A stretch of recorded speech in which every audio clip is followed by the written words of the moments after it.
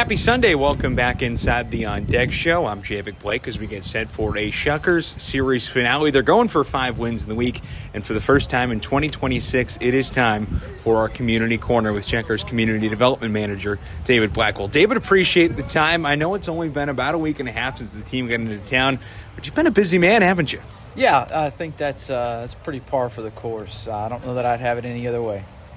What's it been like just getting the guys in here, getting out in the community, and kind of having that first taste of what this 2026 team is going to be like with the community? Yeah, so I think that's the biggest thing is just trying to develop that relationship. We got a bunch of new guys. We got some guys that were here last year a little bit, so, just kind of getting reinvested with them. But we've had some great conversations so far and have got some pretty good plans in place and have even gotten a few requests about what we could potentially do this year. So always appreciate when that happens. You look up and down the roster, 16 different returners are on the roster at the moment. How easy does that make your job? Well, it certainly makes it a lot easier. The difference is that a lot of those guys were here for the first time last year, and so they weren't as connected to the community as a lot of the older guys were, and so it's just an opportunity to kind of get them more connected this year. Finding out what their interests and their passions and the causes they want to get involved in. And so, that's where it all starts. How about the brand new Heart of a Shucker Community Fund, a row of honor that you guys are doing with Coastal Contracting? What has that been like putting it together? And for those who do not know, what is it? Yeah, so it's 4 seats behind home plate in our Sparklight Club. That's a pretty cool opportunity. Thanks to Stephen over at Coastal Contracting for making that happen. But each home game this year, we're hosting 4 VIPs from community efforts. This past week, we've had all of those seats filled. Today, we've got a military family coming out for Family Sunday, and last year we had some people from the VGA here for golf night. And so every Heart of a Shucker night, we'll have our Heart of a Shucker recipients there. And on Wednesdays, we've got a Make-A-Wish family. Every Wednesday is going to be a Make-A-Wish family there this year. So it's a pretty cool opportunity. Great way to use those season tickets and really thank the people that are out there doing hard work. What was it like doing that for the first time with the Make-A-Wish family this week?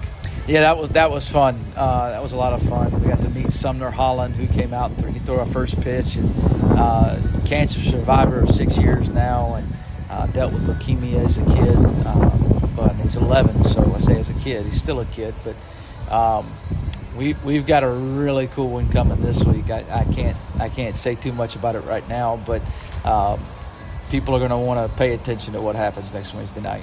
Mississippi Gulf Coast PRCA Rodeo is in town. We had a horse on the field earlier this week, and I know the Shuckers have a big involvement with the rodeo. First off, what was it like getting a horse on the field? Yeah, that was interesting. We got the request. Kendall and Jen from our front office, they had kind of this idea, and so we were able to make it happen and ended up getting some good eyes on that. So that was something I had never seen before, at least not on a baseball field. So, but it brought a little bit of the taste of the rodeo here to a Thursday night baseball game, which was cool. And we've partnered with them for the first time this year. We were a part of the rodeo last year, but we're partnered with them this year. So, highly encourage people to come out next Saturday and Sunday, the 18th and 19th. We've got rodeo starts at 7:30 or 7 o'clock on Saturday night, but there's an all-day festival and event happening from 11 o'clock at the Harrison County Fairgrounds, live country music. I think the Saturday is Katie Jones, myself, Willie Stonemore. I think we've got a couple of more bands that are playing. We've got a great barbecue company, Coastal Barbecue, coming out providing most of the food. We've got some others as well. So really cool opportunity. And there's a sensory rodeo for anyone with special needs or on the spectrum that can come out and enjoy that from 10 to 11. And, of course, we do it all again on Sunday from 10 to 3.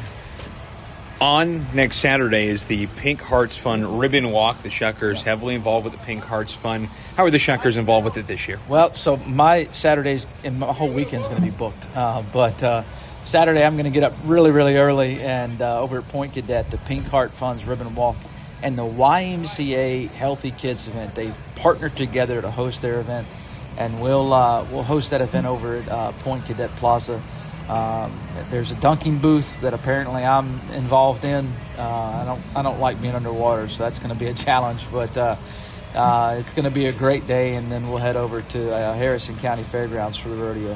What is the Pink Hearts Club? The Pink Hearts Fund? Pink Heart Funds is dedicated to supporting local cancer families and patients with bills that they may need or assistance financially in any way. So there's a whole process that they go through that, but they do a really good job of trying to connect with those families and those individuals who need it the most, where they're not just getting them to and from their appointments, but they're really investing in helping them kind of recover financially from the hard time they're going through. Lots of great stuff the Shuckers are doing in the community. David, appreciate the time as always. Thank you, sir. Go Shuckers. We're back after this, the On Deck Show, before first pitch at 1:05 in a series finale between the Shuckers and the Blue Wahoos.